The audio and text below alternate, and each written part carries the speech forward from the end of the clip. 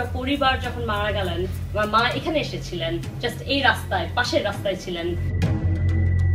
পূর্বাচল নতুন শহর প্রকল্পে প্লট বরাদ্দে জালিয়াতির অভিযোগের মামলায় ক্ষমতাচ্যুত প্রধানমন্ত্রী শেখ হাসিনার ৫ বছর, তার বোন শেখ রেহেনার ৭ বছর এবং ভাগ্নি ব্রিটিশ এমপি টিউলিপ সিদ্দিকের ২ বছরের কারাদণ্ডের রায় আন্তর্জাতিক অঙ্গনেও দৃষ্টি কাড়ছে। বিশেষ করে টিউলিপ সিদ্দিকের সাজার খবরটি গুরুত্ব সহকারে প্রকাশ করেছে শীর্ষ ব্রিটিশ গণমাধ্যমগুলো। নতুন এবং ফিরে আসা গ্রাহকদের জন্য নগদে চলছে ক্যাশব্যাক সহ প্রতিদিন হাজারো উপহার জেতার সুযোগ। হবে আশা আর ফেরা, সারপ্রাইজ সেরা। বিবিসি তাদের প্রতিবেদনে জানিয়েছে, টিউলিপ সিদ্দিকের অনুপস্থিতিতেই বাংলাদেশের আদালত রায় ঘোষণা করেছে। তারা উল্লেখ করে, দুর্নীতির অভিযোগে ২ বছরের সাজা দেওয়া হলেও লন্ডনে অবস্থান করা টিউলিপের বাস্তবে সাজা ভোগের সম্ভাবনা কম। প্রতিবেদনে আরও বলা হয়, তিনি অভিযোগ অস্বীকার করেছেন।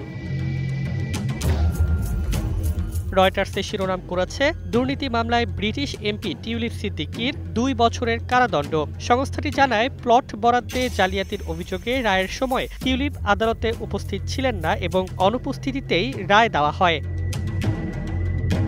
দ্য গার্ডিয়ান একইভাবে লিখেছে, বাংলাদেশের আদালত অনুপস্থিতিতে টিউলিপ সিদ্দিককে ২ বছরের কারাদণ্ড দিয়েছেন। তারা রায়টিকে দক্ষিণ এশিয়ার রাজনৈতিক পরিস্থিতির প্রেক্ষাপটে গুরুত্বপূর্ণ ঘটনা হিসেবে উল্লেখ করেছে। এছাড়া অ্যাসোসিয়েটেড প্রেস তাদের প্রতিবেদনে স্পষ্ট করে বলেছে, শেখ হাসিনা ও তার ভাগ্নি ব্রিটিশ এমপি টিউলিপ সিদ্দিক দুর্নীতির দায়ে দোষী সাব্যস্ত হয়েছেন। তারা টিউলিপের ব্রিটিশ রাজনৈতিক ব্যাকগ্রাউন্ড এবং বাংলাদেশের বর্তমান রাজনৈতিক প্রেক্ষাপটকে পাশাপাশি তুলে ধরেছে।